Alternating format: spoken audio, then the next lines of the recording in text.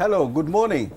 You are watching QTV this morning. I am Ibrahim Abalde. We are back on another edition of this program, a program where we deal with a lot of things. I mean, the newspaper review, the African Code, and of course, Community Watch, social issues.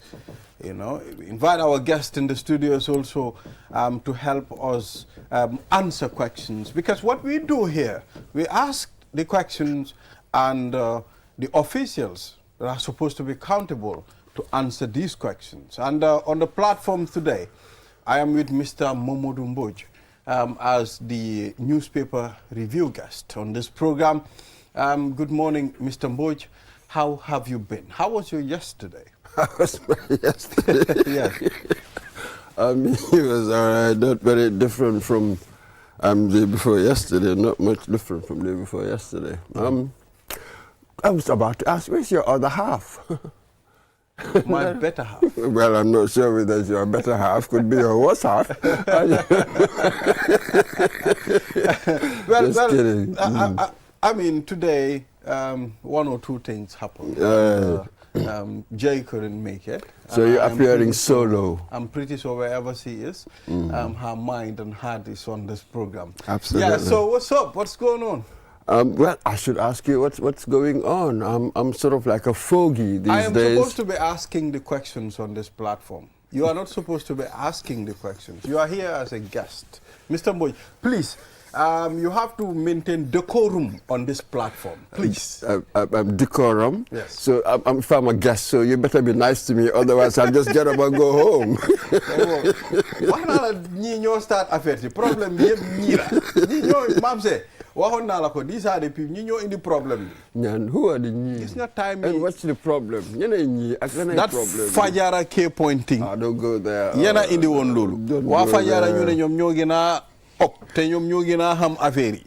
Yen wa K point ngeen yena gëna xam affaire yi. Te ñun xam nañ ne wa Basse ñoo gënoon amé affaire yi. Of course. But why are you laughing? Yeah, no, I mentioned Basse and you laughed. No, wax nga dëgg. Man ñun ñoo fi daan génn dem Basse dëkk.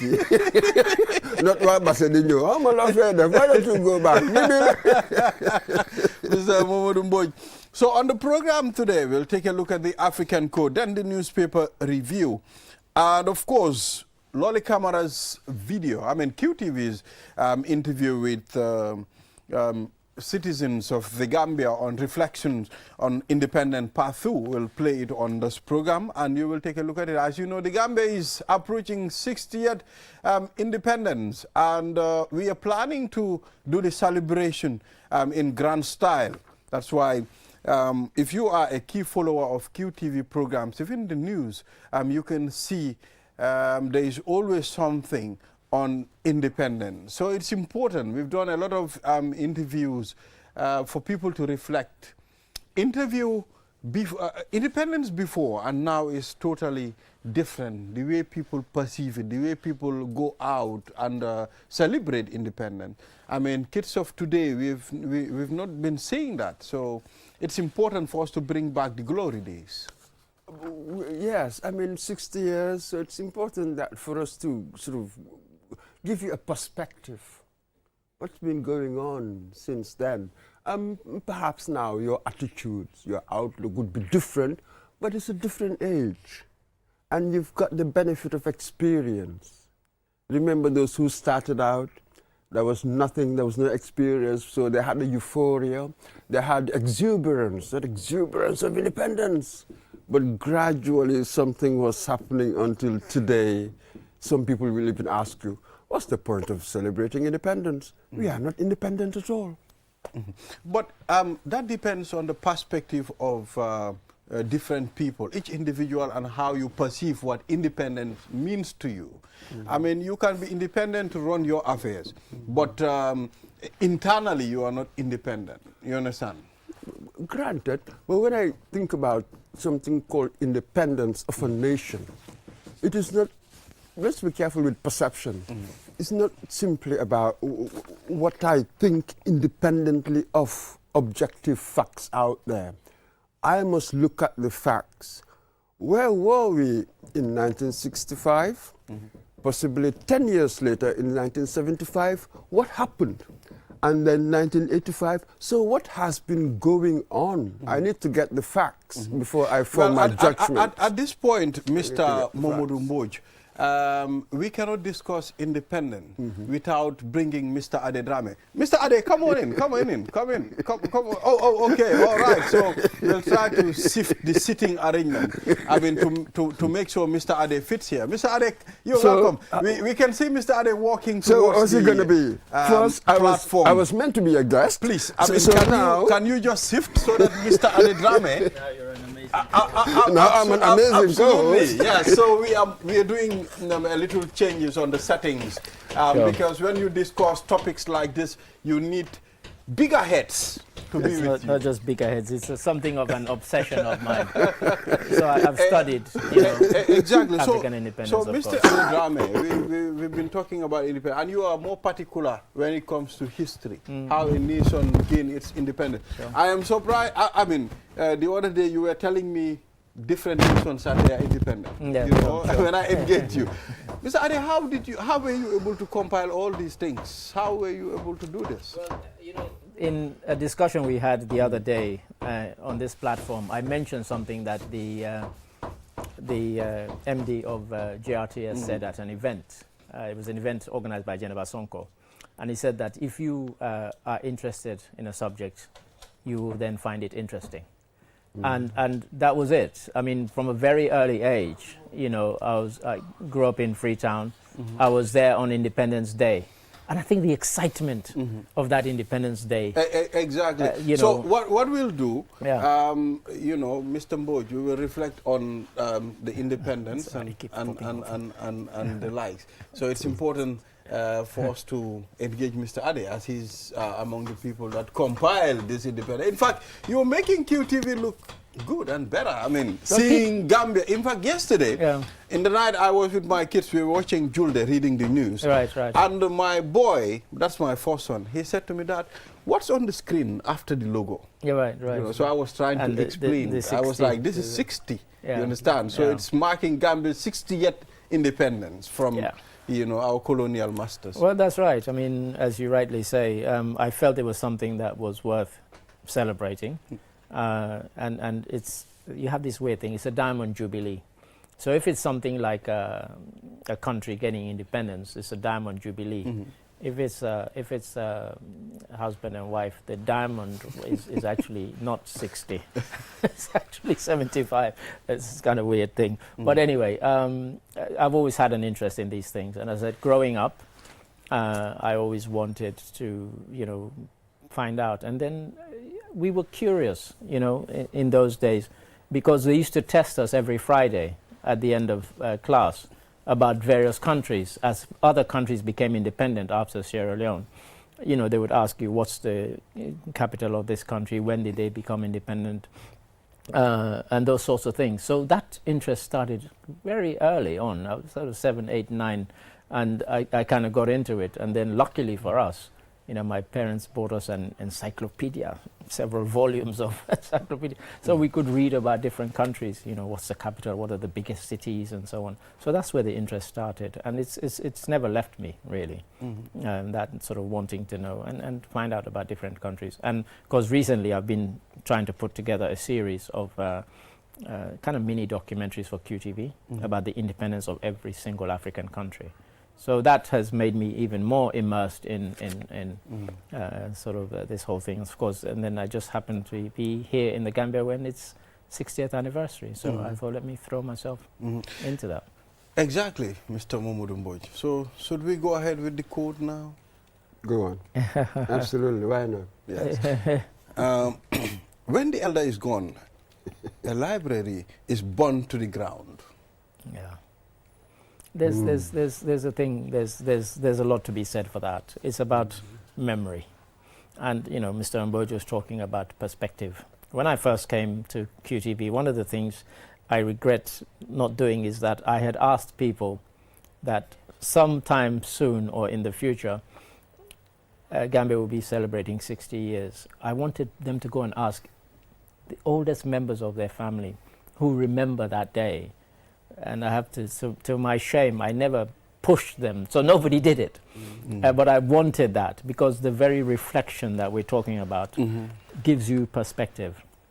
So when that goes, it really is like a library going. If, you know, you didn't have the sort of situation where you sat down and you listened to people and you asked them questions. Luckily for us, you know, I had a grand aunt, Auntie Vivian, my auntie's sister, my grandmother's sister, I beg your pardon, my grandmother's sister, and she was a great storyteller. And every evening, she would sit us all down, provided you'd done your homework. If you didn't, you'd stay in the house and do your homework. The rest would be outside. Sit it on the ground at her feet, and she would tell us different stories about history, about the country, and about personal history. And she was and of course, because you wanted to be there, you made sure you did your homework. And you finished your homework, and you sat there. And it's, you know, and like you say, when she passed, there was great sorrow amongst us, and that was the thing we all remembered about her, this great storyteller, this great person who imparted words of wisdom, words of just, you know, excitement about, you know, she'd been a policewoman who'd been sent to the provinces, you know, in the days when the roads were terrible and so on. So she would tell us all about her journeys. And she really was like a kind of walking, living library, encyclopedia, all of those. And of course, when she was gone, it went. When I saw the proverb, my mind went straight to Hasum Sise. I reflected on Hasum. I was like, okay, Hasum got all this stuff. I mean, you know, of course, it's inevitable. It's characteristic of a living thing. Once you live, you grow, you die. You know, so are we thinking of how to preserve that in case? I make a sort of slightly nuanced distinction there. Yeah, it's telling you about the elder. Yeah, quite. Hasum is an historian. He could have been 24 and yet be vastly knowledgeable in the area of history. Yeah, quite. Here, the elder, I think here it's talking about folksy wisdom. Wisdom, that's that kind of thing. It's about the that's folk. Yes. That kind of wisdom is sort of irreplaceable. I think the burnt down library is referring to the irreplaceability of that kind of folksy wisdom. It's slightly different from what the professional historian is doing. Is that quite? Well, when you take it in a little sense, you can also see there is a little bit similarity. Although it might be different from the perspective, but there is a similarity. We all understand when it comes to history, Hasum got this stuff. No, but the reason they use elder is because they've lived it, they've been there, they've seen it, they've done it. You know, they haven't just studied it. You know, they've lived it, and that's the difference. That's the difference. That's experience. You know, I'm not sure how old Hasum was, or even if he was born on Independence Day. 65. So yeah. So he has learned it. He didn't live it, and that's the difference between him and somebody who has lived it. And that's what they're talking about. The person who's lived it, they've breathed it, they've experienced it. That is irreplaceable. We can look. The internet is an encyclopedia. It's a dictionary. You can learn all of that thing, but it's not the same as living it. This topic is very interesting. So I am pretty sure we'll take a short break and come back, then we can delve into some of the stories. Yeah, so some we'll very be right interesting back stories after the break. Q Money and Orange Money has just made money transfer easier. Now you can send money from Gambia to Senegal directly from your Q Money wallet. So what are you waiting for? Get your Q Money account now and start sending money to your friends and families through Orange Money in Senegal now. For more information, call our customer care on 133. Q Money, Sunu Kalpe. Terms and conditions apply. Q Money e Orange Money joni weɓini nuldugol mbuɗi mi yetoma joni ida wawi nuldude mbuɗi iwra ko Gambia ɗo yaha Senegal e Q Money wallet ma on eyyi ko honno wonɗa e fadde mi yetoma udduto Q Money account ma on joni fuɗɗoɗa nuldude mbuɗi e teriɓe ma rewa ɗon ka Orange Money nder Senegal fi heɓugol hen ko laaɓi ida wawi noddude Q Money customer care e 133 Q Money suñu kalpe ɗum no yaadi e sartaji.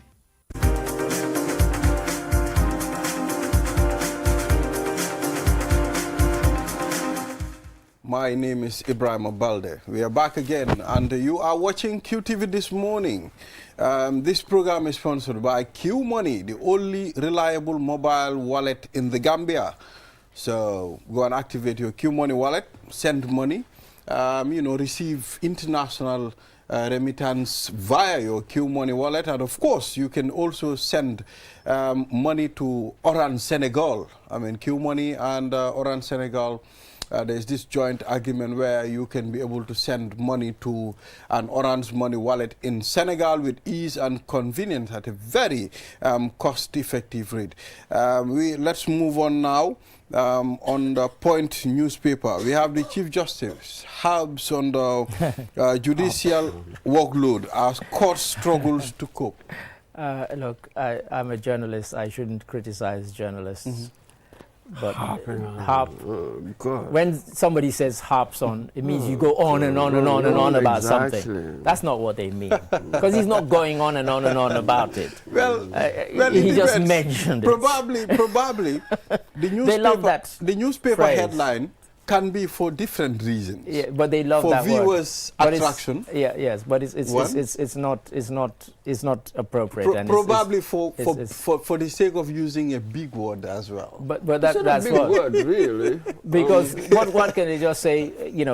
Chief Justice speaks about. Yeah. But to say harp on about something, the connotation. The connotation is kind of negative thing. It's to harp on about something. Well, I've listened to the speech of the Chief Justice.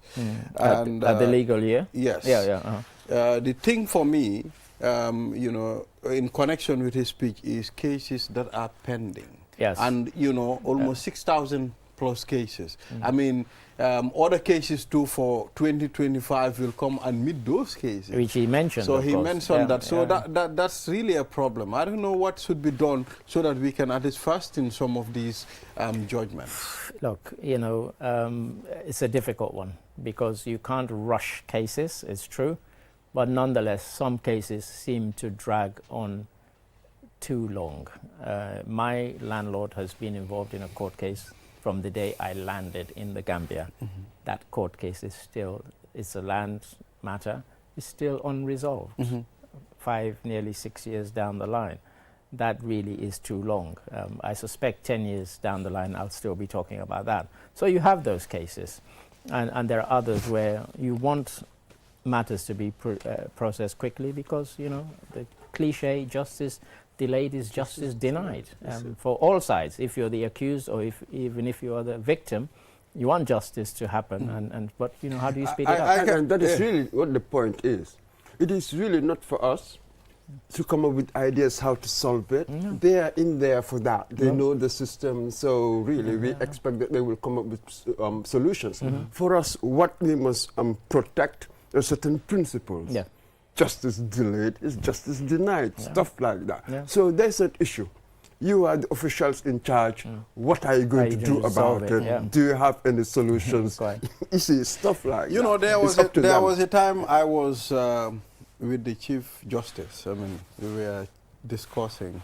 I said, so you guys hanging with the Chief Justice. I said to the Chief Justice, I envy you.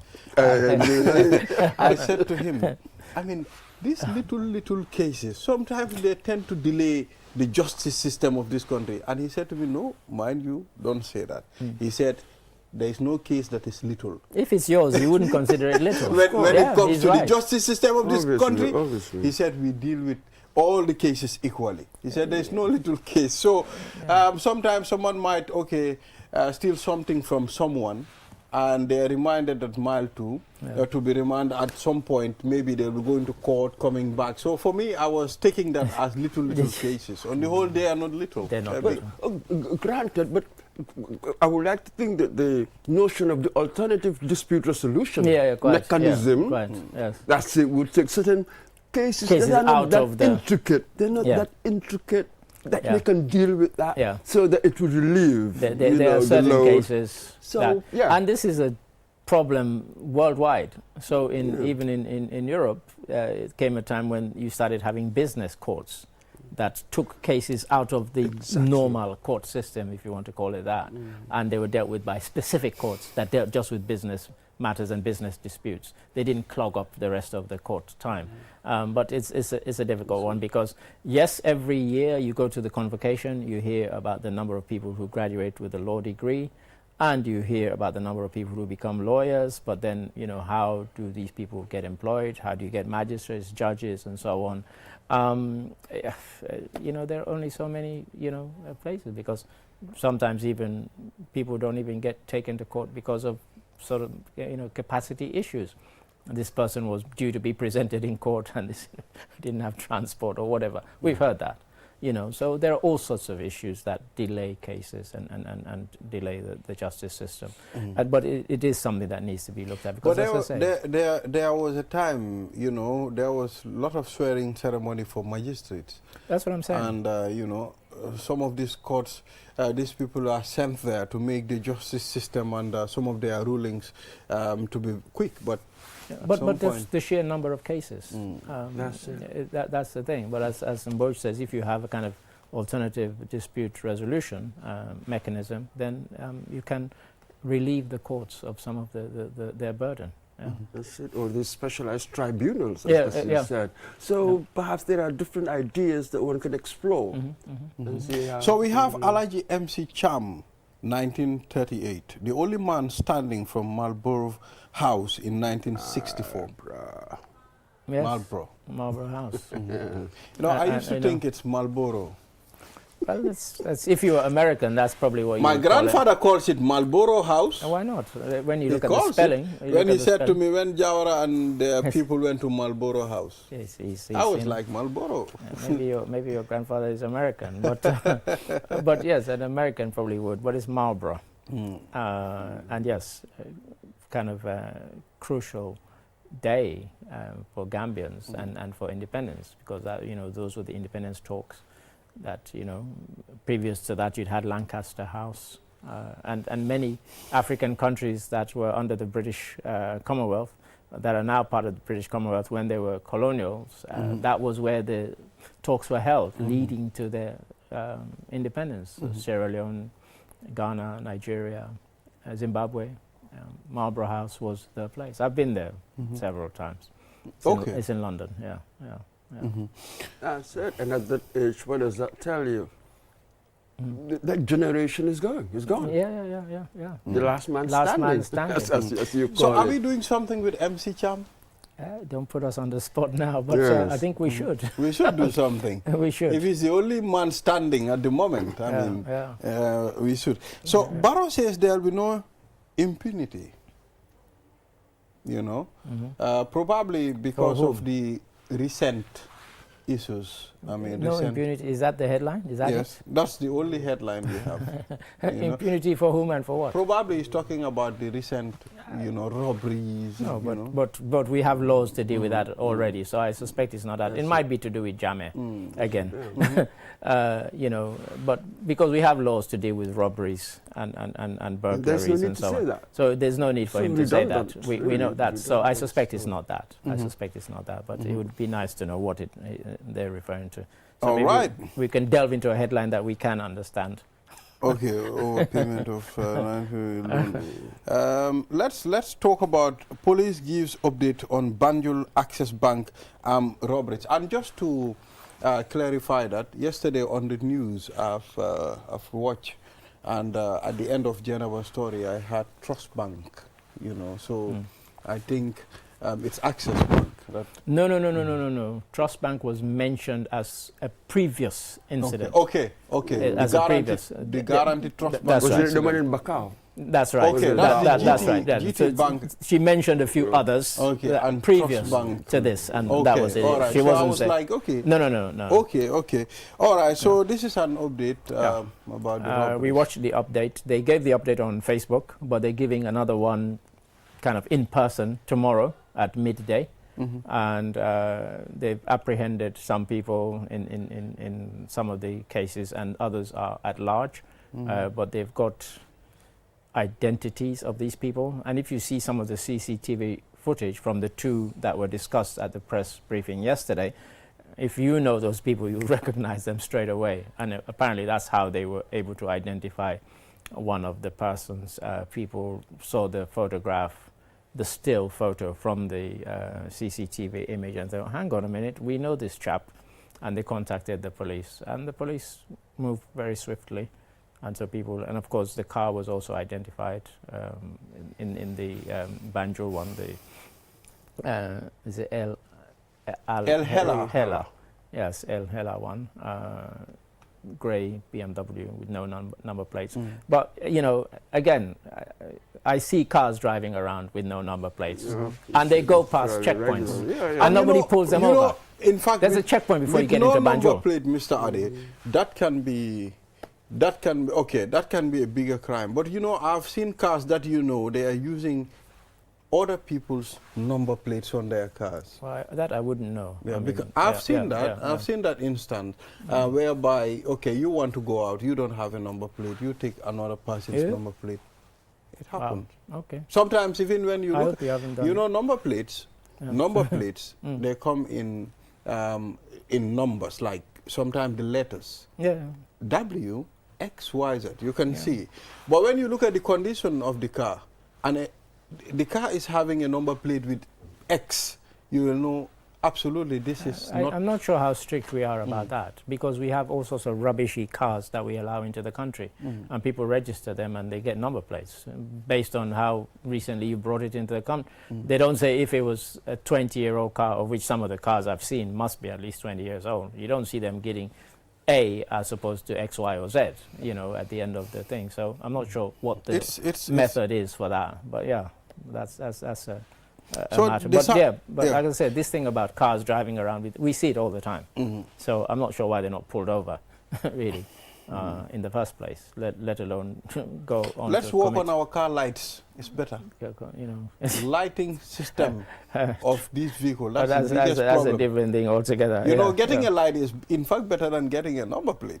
Because you cannot drive in the night without a lighting system. As I've said on this platform many times before, if we started giving stringent fines for those sorts of offences, everybody will fix it. It must be cheaper for you to get a light than to get a fine. So come on, get the light. But because they know they're not going to get stopped. You see people driving 10:30 p.m. No lights, and they go past the same police checkpoints that I do. Like, why are you stopping me and you're not stopping that guy? It's ludicrous, and I've never understood it. But it happens every single day. And, just stand at Senegambia or along Bertil Harding Highway. In an hour, you'll count 20 or 30 cars, with no exaggeration, 9:30, 10 o'clock at night, that would have driven past you with either one light or no light. Easily. In an hour, you probably count more than that. True. And why are they on the roads? Because nobody does anything. Well, anyway, absolutely, it's Mr. another Ade. matter altogether. Don't get me started. Mr. Ade Drame, thank you very much for reviewing, the story pleasure. with us, and we hope to engage you more. Indeed, I must admit I wasn't prepared to, but well, you pull it. One must. Yes. But, So, Mr. Mboy, always a pleasure. At this point, we'll take a short break. But before we'll take a look at the video. Well, I was going to say, I hope we're going to watch Lolly's story. Reaction from lovely people. Story. You know, that's the part 2. It's important. I think it was on the news yesterday. It was on the news last night. Part 1 was on the news on Saturday, and part 2. Yeah. So let's take a look at that video. Kiumani aning Orange Money ye bulodi nyola pour ka kori kio sone yandi ka bonang Gambia banko kang kata Senegal banko kang aning Kiumani wallet.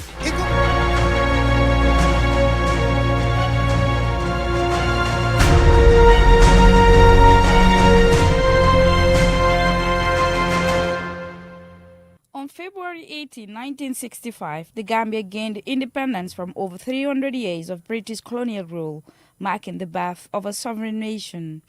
As the 60th anniversary approaches, Gambians feel a deep sense of pride and anticipation, reflecting on the country's progress over the past 6 decades. Antifat Sose, Ansumana Jame, Muhammad Silla, and Jaga Cham all expressed optimism for the future.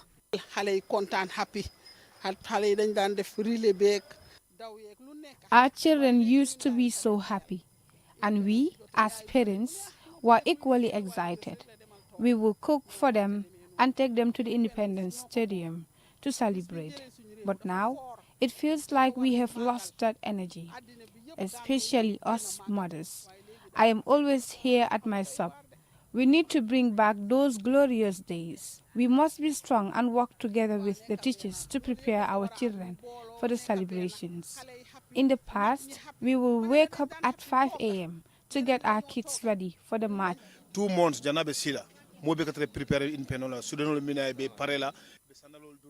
Back in the day, about 2 months before independence, people would start preparing for the celebrations. Students would get special uniforms, socks and shoes for the occasion. But now, if you hadn't come here for this interview, I wouldn't even have known that Independence Day is approaching. I really hope the government brings back those old traditions. The way we used to celebrate should be revived so that citizens are more aware and encouraged to take part.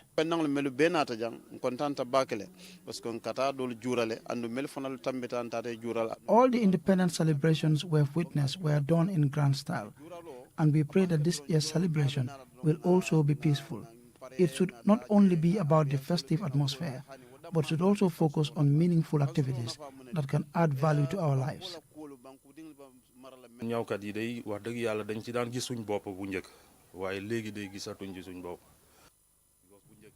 During independence celebrations, tailors used to earn a living by getting contracts to make clothes with the Gambian flags and other patriotic symbols. But that no longer happens. Now, independence comes and goes, and many people aren't even aware of it. It's important for children to understand the significance of these celebrations, so we continue to pray for the country. Samson Jai, a driver at the Backwater taxi garage, recalls how business used to thrive during the Second Republic's Independence Day celebrations, as he would transport many people to the grounds. However, he notes that this is no longer the case today. Over the years, the Gambia has made significant progress in sectors like education, healthcare, infrastructure, and human rights. The establishment of democratic institutions, especially after the end of Yahya Jammeh's 22-year regime in 2017, stands out as a defining moment in the nation's history. The peaceful transition of power marked a new era in the Gambia's democratic journey, earning global recognition for the country's resilience and commitment to free and fair elections. As Gambians reflect on the 60th anniversary, they acknowledge that the nation's continued progress is fueled by the resilience and unity of its people.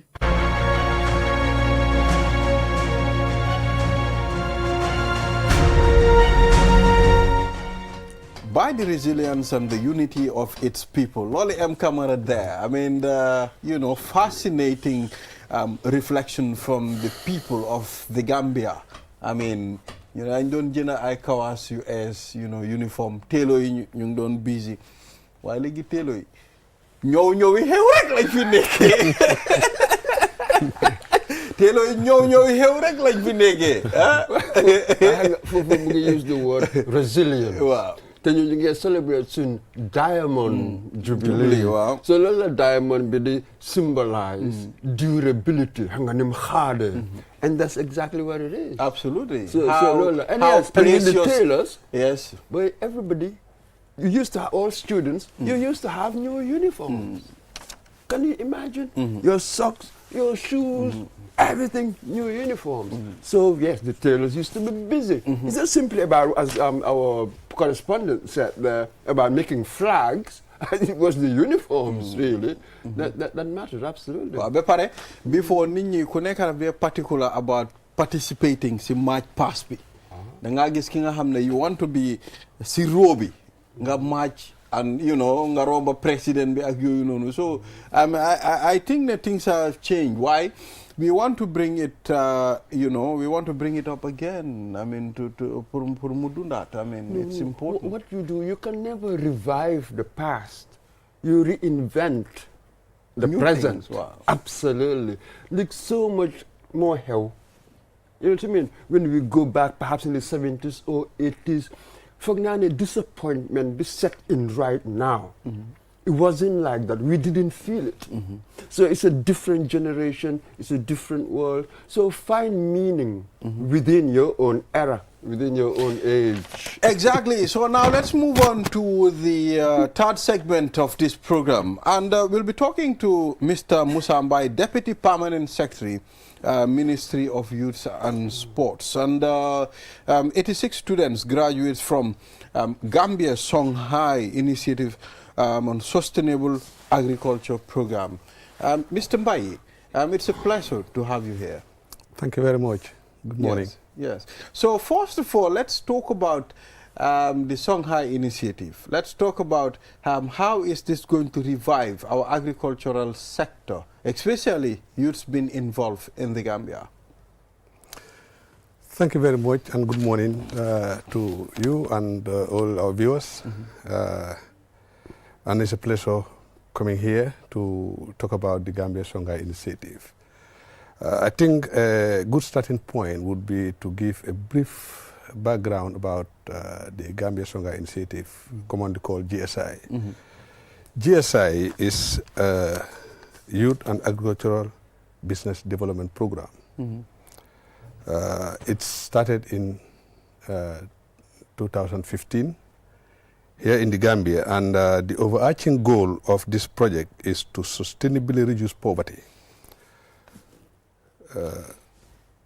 unemployment and food security by tackling the root causes and deploying proven strategies for achieving large-scale and lasting impact. The primary objectives are to promote inclusive agriculture sector growth and employment for our young people. Like you just said, it is indeed a project designed as an innovative platform for a broad multi-partnership program to promoting access to youth, men and women to appropriate agribusiness entrepreneurial leadership and management skills required for effective participation in the creation of wealth and investment in socio-economically viable agribusiness enterprise in every community in this country.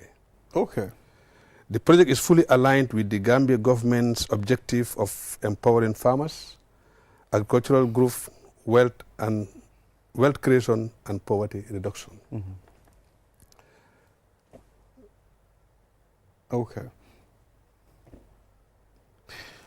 Yes, so interesting, points you're mentioning there. I would like to know how can the Songhai Initiative propel the youths, to participate in agriculture in the Gambia?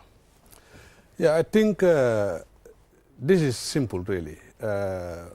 Once young people, you see, I think it's also important to appreciate the fact that the young people of this country, there are a lot of wrong perceptions towards these young people. For example, they would tell you young people are not in for agricultural development or not interested in agriculture. But the GSI has proven this perception completely wrong. I can tell you when the call for admission or enrollment into the program comes up, the demand for enrollment into the program is way more than what we can absorb. And then once these young people successfully undergo this training for completely 1 year, which is a training program, some of them started their own enterprises, some of them, secure employment. It's an opportunity for young people to be employed, whether formally or informally. So I think it is really very, very important that young people, are encouraged, to get into this program. Yes, sir. For the stated purposes, you've mentioned a few: poverty alleviation and deal with unemployment and all of that. So how would you assess the reality of it? It was introduced in 2015. You've got your stated purposes, that's one. How does it fare against the reality of it? Is it doing those things? You've had now some time to evaluate from 2015 to now 2025. It is indeed doing so, because I can tell you, since its inception to now, in 2015, over 707 young people have underwent through the program, and over 50% of these young people are women. So I think we have long-term training programs and as well as the short-term training programs. Some of the benefits are, I'm not sure whether it's answering the Yeah, it is. We provide free training. This is to say that government provide 100% scholarship for these young people, and during the period that they're there, you know, they are provided with all the training materials, their healthcare needs. You know, they are paid monthly stipends of $1,000 at the end of every month, and they are accommodated, their house and everything actually is being provided by government. So they are also encouraged to make some compulsory savings, which inculcate that culture of savings. So these are some of the things that we do with the people at the program. Absolutely. And for the 700 or so people, this is obviously a wonderful thing.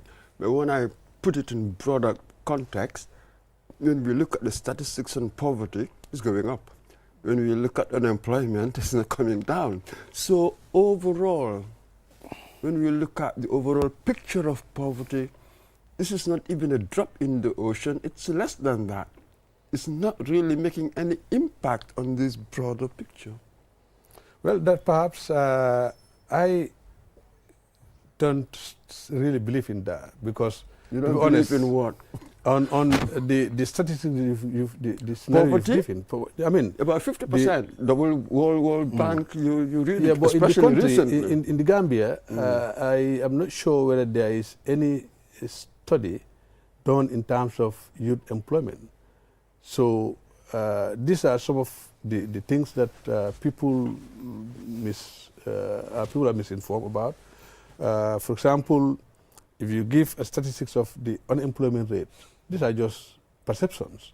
But I don't think there are evidences in terms of studies conducted in this area. So you're telling me that the government doesn't have any statistics on youth employment or unemployment? No, I'm not saying that. I'm not so saying there's what the statistics? I'm not saying that government has not those things. What so I'm saying studies is, have been done? Yes. No, so not necessarily. No, I think you're not getting me right. Okay. Yeah. What I'm saying here is, for example, like you said, that the poverty rate, the unemployment rate, and I'm saying that these are not necessarily accurate figures that is being presented. This is as a result of studies, lack of studies done specifically in these areas. That's exactly what I'm trying to put across. So do you have any evidence to suggest that these things are not accurate? Do you have any specific reasons to believe that?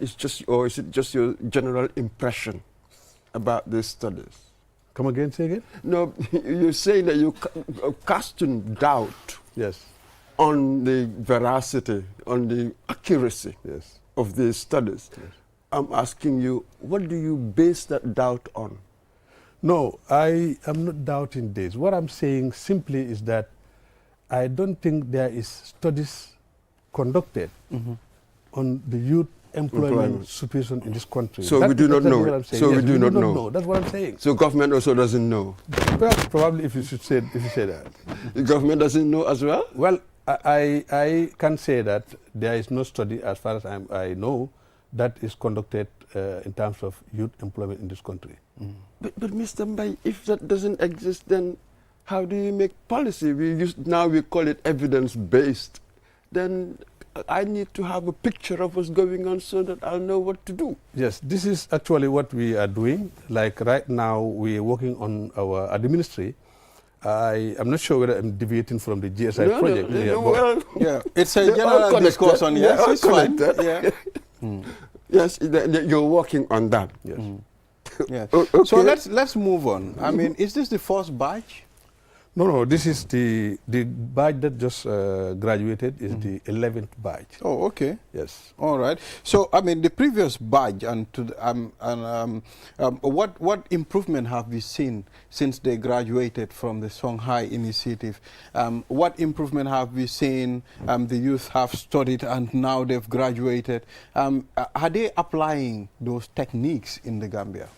Yes, absolutely, yes. I have said that since inception, over 700 young people have graduated from the program.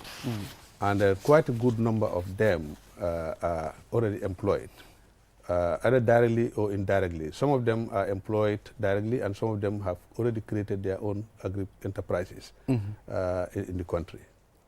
Okay. All right. Interesting. For how long is this initiative going to continue, the duration? Yeah, this is here to stay. The Gambia Stronger Initiative program is here to stay. It's a youth and agricultural business development program. We train young people in agriculture and agribusinesses. So definitely, it is here to stay. So is the Ministry of Youth and Sport going to help young people to access funding? Because at some point, when you have all the agri techniques, you need funding. Are they going to do that? This has been on, actually, for so long. And if you remember, or you may be aware of the establishment of the Youth Development Fund through the Youth and Sports Development Levy. And then the young people that have successfully acquired skills are supported, not necessarily from the Ministry of Youth and Sports institutions like the NYSS, the NEDI, and other institutions, but also other young people from different TVET institutions, that want to start their small enterprises.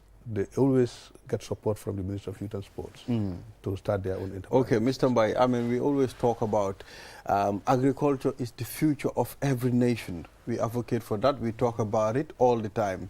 Although some people don't think that way. They think, okay, it needs to be diversified. We can create different avenues where the nation can stand on its feet. So what are we doing as the ministry, I mean, to be able to encourage youth to venture into agriculture, if possible? Well, quite a lot of awareness creation is being done. For example, the National Youth Council, which is the advocacy arm of the ministry, is raising awareness of opportunities that are available in this country. The enabling environment created by government for young people to use and then excel. So, like I said, apart from the Youth Enterprise Development Fund, we have skills development institutes that support young people in the skills, in acquiring the necessary skills to enable them live a decent life.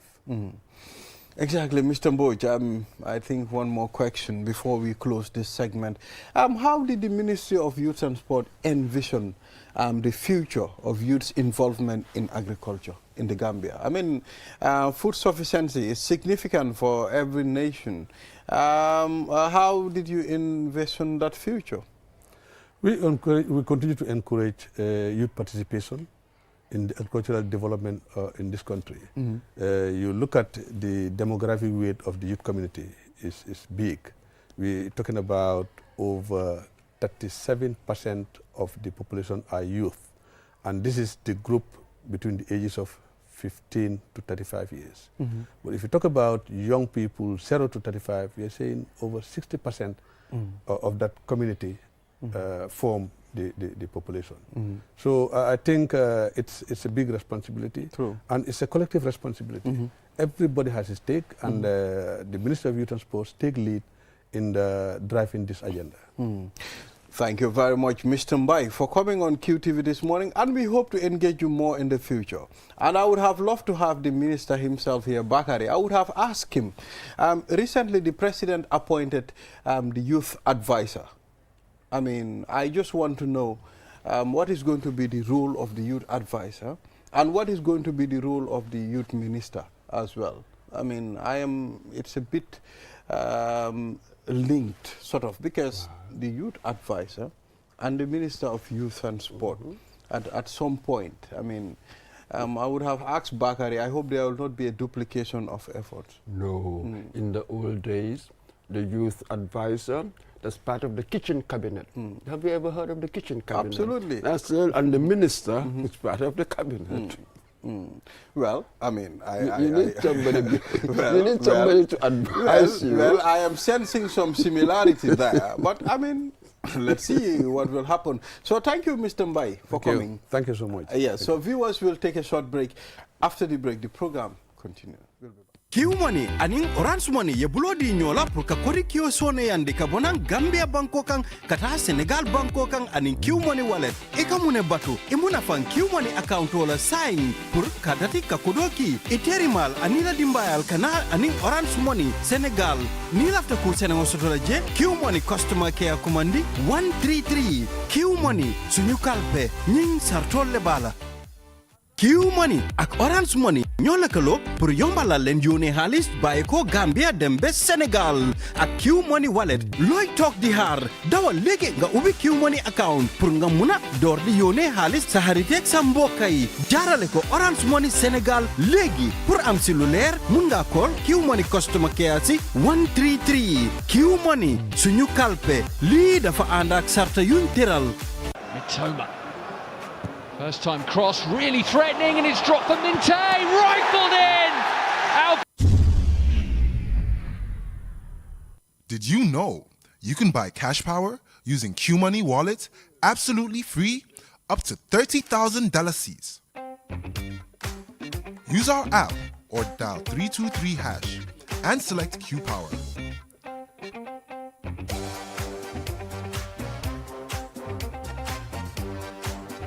Choose Register Meter. Enter your meter number.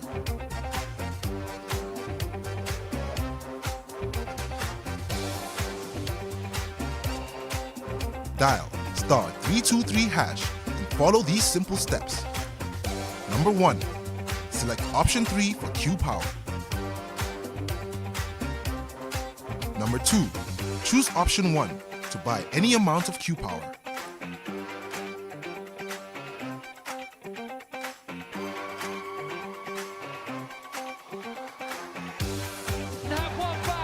Enjoy free QCell airtime every time you cash in to purchase Q Power.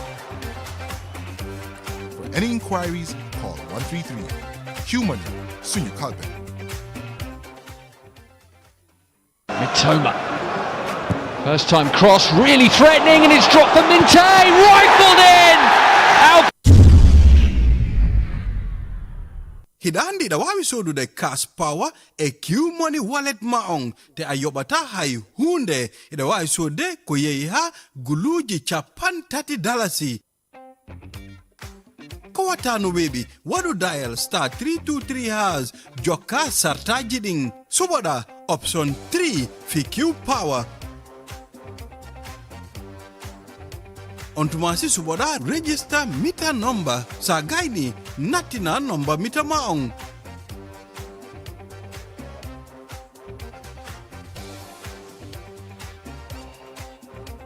Wadu dial *323 has joka sartajiding suboda option 3 fi Q power. Ontumasi suboda ko jelu falda sodude.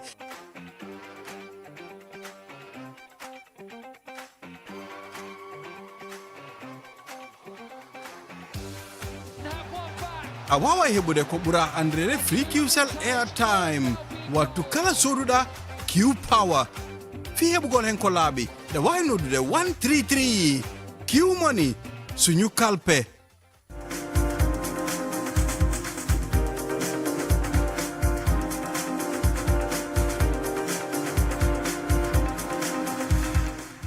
We're back. You're watching QTV this morning. I am Ibrahim Abalde. Now let's move to the last segment of this program.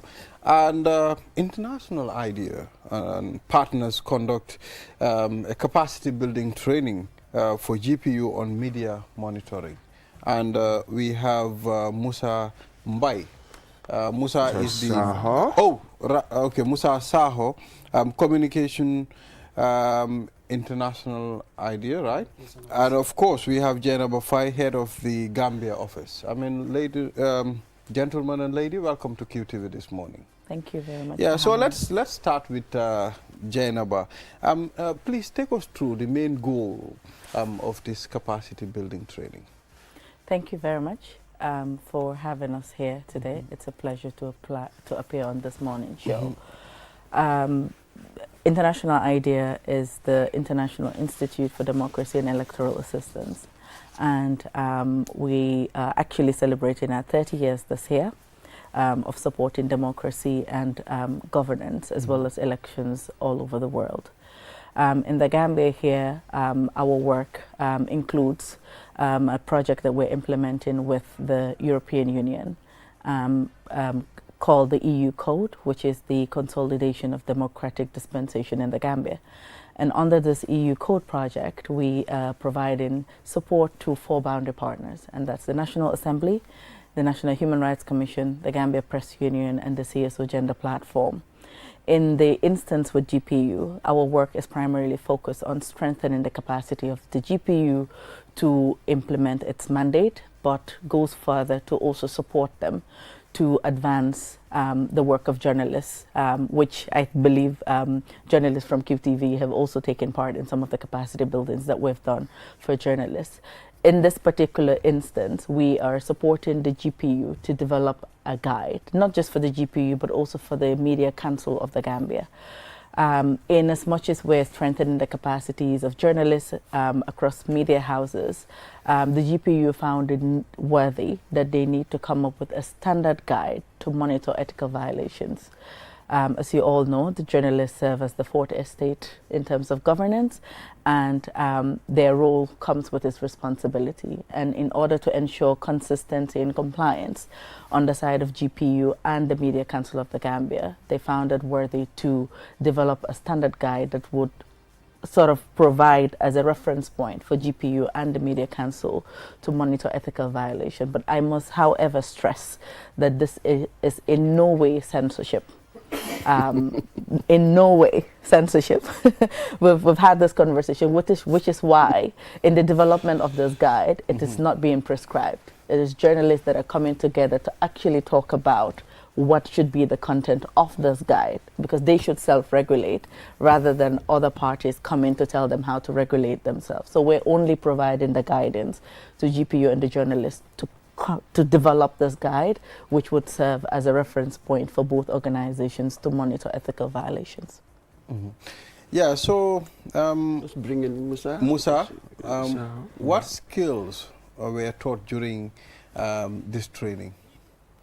Okay, thank you. I am Musa Saho. I'm the communication officer for the Code project. Okay. And you know, my main responsibility in the project is to ensure visibility of the project. Okay. So, you know, and make sure we communicate all the aspect of the project.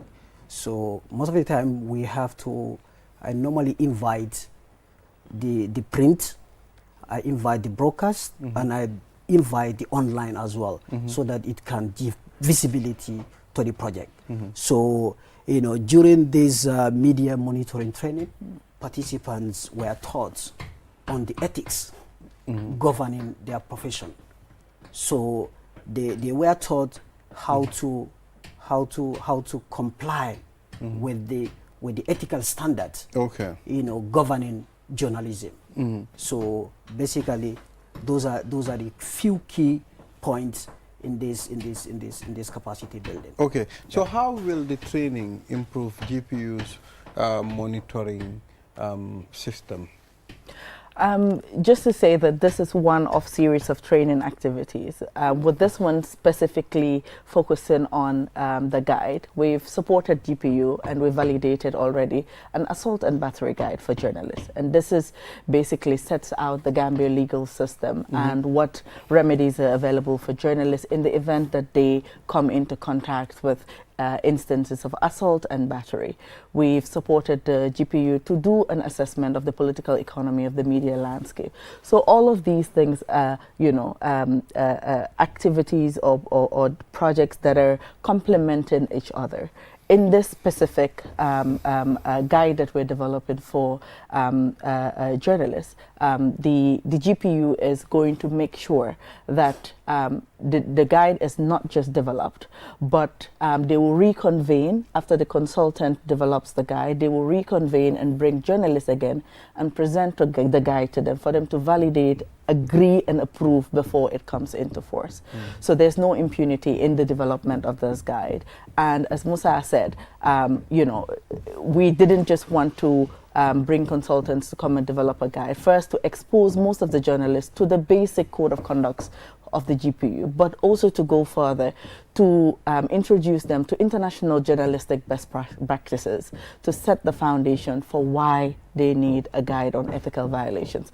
If you don't have a standard procedure, you'll run the risk of maybe GPU or the Media Council of the Gambia just maybe you know, having inconsistent adjudication, if that's the right word to use, adjudication of violations of journalists. But if there's a guide, then there can be consistency and effectiveness in the way that they work, do their work. So just before you come in, yes. how does the media monitoring training help when it comes to freedom and democracy?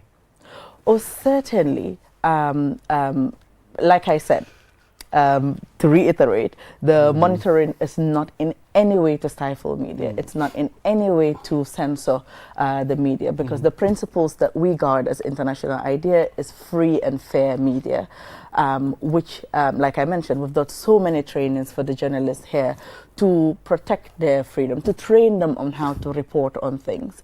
And, you know, we're not in any way trying to infringe on their role. Instead, what we're trying to do is to guide and enhance their capacity to be able to fulfill their mandate to the best of their ability in fairness, to enhance public trust and sustain democracy.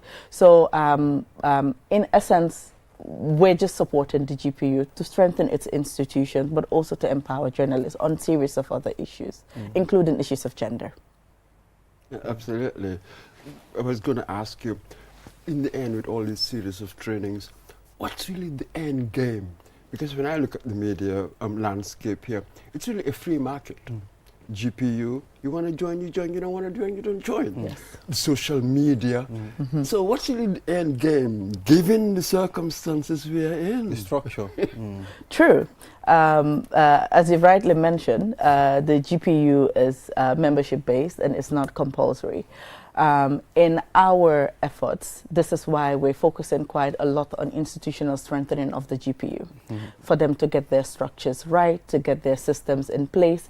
And this, we believe, would create a more open, a more cooperative union that would encourage a lot of journalists to carry on, to be members of the GPU.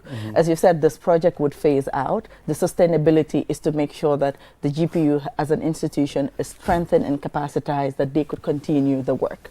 International IDEA or the EU will not be here forever to continue to do capacity building for journalists and so on. So the end goal for us is really to strengthen GPU and other affiliate organizations like the Media Council, that they're able to carry on this work in the years to come, and hopefully they'll get more and more and more journalists to join. You're very right that there's a lot of online media platforms, you know.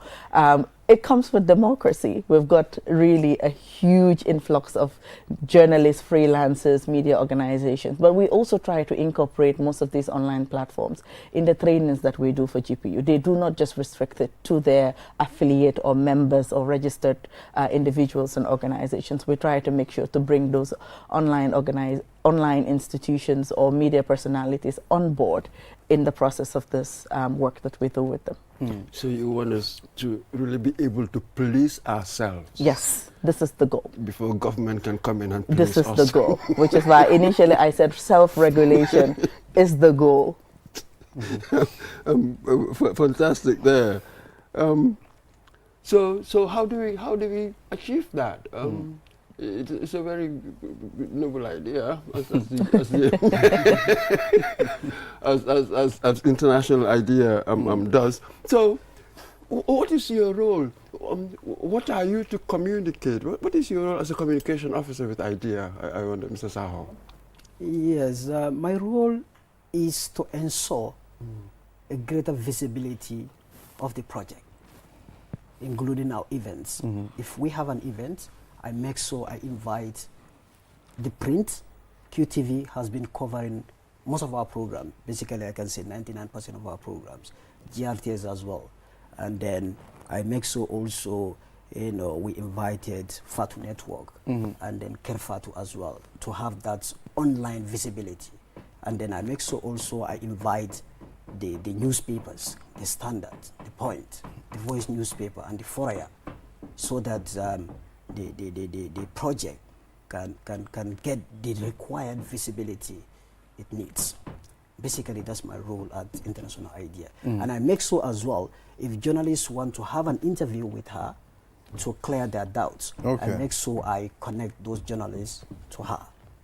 And then I make sure I look into the media, discussions on issues like the Constitution, discussions on issues like human rights. That IDEA is interested in, and then I'll update her on the trending issues online. So this is it. So now you're able to gauge, to assess the effect that your engagement is having with the media. Have you been able to gauge that? It would be interesting to know. Yes, we have an in-house monitoring and evaluations specialist whose role is basically, you know, when we walk through certain parts, is to come back and walk the same parts and see the impacts that we've had. 2 weeks ago, we had our evaluators from our regional office and our HQ in Stockholm, who were basically meeting all of our boundary partners and stakeholders of our boundary partners to see the impact of our work. And like I said, most of the activities that we do, we make sure that we pick up the pieces from one activity that's implemented in other activities to, you know, follow up. We make sure our monitoring evaluations person always conducts these assessments and review after every activity that we've done and puts together a nice report to inform us as programmers, because we can't evaluate ourselves, to inform us as programmers of what we could do better, which areas should we target more in terms of journalism support and so on. The review we had 2 weeks ago didn't just stop at the GPU. Our evaluators met with journalists as clusters to try to understand the impact of the project that we implemented, but also to tease out what other needs might arise from what we've done and how we can come back to support some of these initiatives. So we're looking forward to seeing those reports soon. Yeah. So what about disinformation and misinformation? Was it captured during this training, this capacity building? So it's one of, I think there was like a whole session on misinformation, disinformation, and fake news, which the consultants were able to take the participants through. How they're able to focus on credibility over sensationalism, you know, credibility over clicks, among others, you know, to take them through how, as journalists, not to be in the rush for breaking news and make sure that they're able to verify and authenticate their stories rather than this rush to just publish. We find this more challenging, especially with online medias, where they're always quick to publish certain things on social media and so on. But the participants that were there, the consultants, were able to take them through how to identify it first and ways to hold themselves accountable. It's okay to retract your stories and say, actually, we got this wrong. This is the story. You know, taking that level of accountability for the different journalists that were present. We had like whole sessions. How are we going to, make sure, GPU to carry out this effectively? I would have loved for a GPU member to be here. that would have been. Just because as a partner, I'm interested to hear how that would have been. You know how they would practicalize. Because yes, we're very good at coming up with all of these guides and policies, but the implementation is always where the lapses will occur. And as International IDEA, we don't just come and tick boxes. We'd like to see outcomes instead of outputs. So be rest assured that we will see through all of these guides and all of these activities and knowledge products that we've developed for all of our boundary partners by consistent follow-ups to see where there are lapses, where they need to review, but importantly as well, when the guide comes out, to make sure that it is popularized, because people cannot adhere to certain things if they're not aware of it. So really supporting the GPU to, embark on a really information campaign to spread out the word to journalists that they're aware of this guide, what the guide says, so they're able to self-regulate. If you can't self-regulate if you're not aware of the regulations. So we will continue to support them in this process, to accompany them in this process. Yeah, absolutely. And but just one quickly, in your work, what you've done so far, what's been the hardest hurdle, the most difficult aspects of what you do when you look at the media landscape? I think I wouldn't say difficult per se. Challenging. Really, trying to create a balance between providing a guide to between guiding the stakeholders and keeping a distance. Because quite a lot of initiatives. I think a lot of partners find it difficult to take a back step because these are national processes, these are national organizations. The national institutions should be able to spearhead and lead these efforts. For us, I don't think it's challenging because we've able to establish a really cohesive working relationship with our partners, especially the GPU, where we're able to take a back step and let them, lead the initiatives.